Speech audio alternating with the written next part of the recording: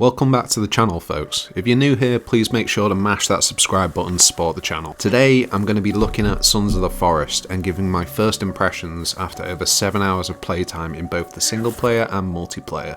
I have to admit I've been incredibly excited for the release of this game, like many others, as was testament by the release of the game effectively taking out Steam's checkout. The reason for that excitement is how game-changing the first game was in terms of both horror and open-world survival games. Sons of the Forest is brought to us by the studio Endnight, which is made up of a dev team of folks that have a background in film visual effects, which can be seen from how stunning the original game is, as well as the sequel, Sons of the Forest. It's a series that refuses to hold your hand, as many games do nowadays, which I love, setting you loose on an island full of danger and letting you discover what it has to offer and fend for yourself, as well as slowly unravelling the dark history of the island as well as the story around it. I feel like it's very much the Alien franchise of the gaming industry, which is a large statement for me to make, but so far we had The Forest, where you're an untrained father looking for his son on an island, trying to escape while dealing with horrors, cannibals, etc.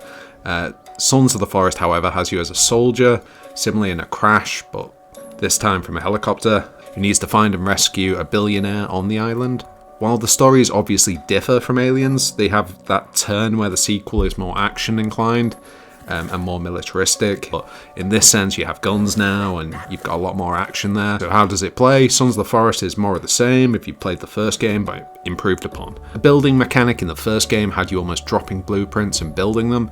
This one can be a bit more intuitive. You have to look at, for example, logs and then cut them in two and then figure out how to make planks from that as well. And these can be added in, say, doorways to create doors, etc. Adds a level where you have to learn certain things, which I find really enjoyable. You kind of discover new things as you go rather than there just being a list of things you can build. As well as this, the inventory is more laid out. It now has animations for you crafting items such as spears, bombs, molotovs, which is really cool, as opposed to them just fabricating into existence as they did in The Forest. While I'm yet to fully complete or dive into the story in its entirety, I'm already intrigued by the island and looking forward to seeing where further updates take us. Hopefully we get to see boats and other things as we had in The Forest. There's already some dinghies and things like that that exist, but you can't like drive them or anything like that. Row them, I should say.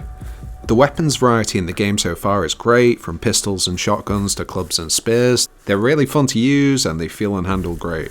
The AI is bone-chillingly terrifying, hopping from tree to tree, as well as hiding in wait for you in piles of leaves and later mourning their dead friends either by crying or eating them, depending on how they feel that day.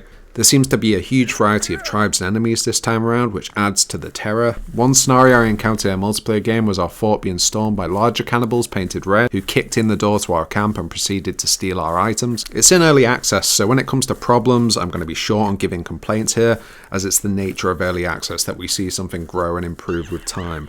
What I will say is that, as is to be expected, there are optimizations that seem to be needed for the game, but all around it seems to run at a steady 60 FPS when I was playing, which is great. There are a few small bugs, but I'm going to say even for early access I have witnessed fewer than some fully released AAA games. Cyberpunk here's looking at you, kid. I definitely recommend picking it up if you like horror and action games as well as survival games with not a whole lot of grind there and a giant world to explore. It seems to be a game that's going to grow with time as well as adding a lot more layers to what already exists there, and for an early access game, like I've said, there's already a whole lot there. The game itself seems to be an experience, which is rare for some games nowadays. As one of my friends said when playing the game, it makes you feel like a kid again. You'll forget what time it is playing it into the evening, as well as building up your fort, catching fish, fighting cannibals, and discovering secrets on a mysterious island. I plan to do a video soon that will cover tips and tricks for Sons of the Forest, so please make sure you subscribe, folks.